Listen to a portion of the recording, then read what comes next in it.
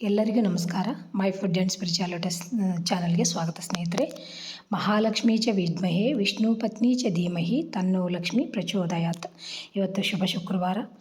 ಎಲ್ಲರೂ ಶ್ರೀ ಮಹಾಲಕ್ಷ್ಮಿಯ ಆರಾಧನೆಯನ್ನು ಮಾಡಿ ದ್ವಾದಶ ನಾಮಗಳನ್ನು ಹೇಳೋಣ.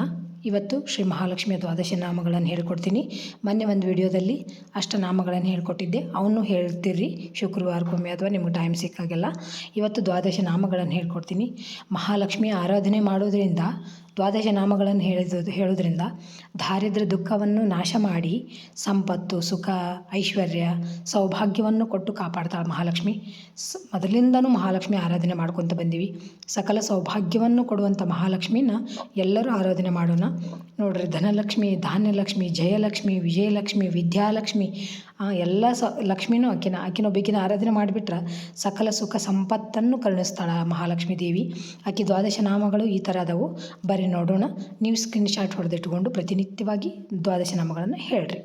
ಶ್ರೀದೇವಿ ಪ್ರಥಮಂ ನಾಮ, ದ್ವಿತೀಯಂ ಅಮೃತೋದ್ಭವ, ತೃತೀಯಂ ಕಮಲಾ ಪ್ರೋಕ್ತ, ಚತುರ್ಥಂ ಲೋಕಸುಂದರಿ, ಪಂಚಮಂ ವಿಷ್ಣು ಪತ್ನೀತಿ, ಷಷ್ಠಂ ಶ್ರೀ ವೈಷ್ಣವೀತಿ ಚ, ಸಪ್ತಮಂ ತು ವರಾರೋಹ, ಅಷ್ಟಮಂ ಹರಿವಲ್ಲಭ, ನವಮಂ ಶಾರ್ಗಣಿ ಪ್ರೋಕ್ತ, ದಶಮಂ ದೇವದೇವಿಕಾ, ಏಕಾದಶಂ ಮಹಾಲಕ್ಷ್ಮಿ, ದ್ವಾದಶಂ ಲೋಕಸುಂದರಿ.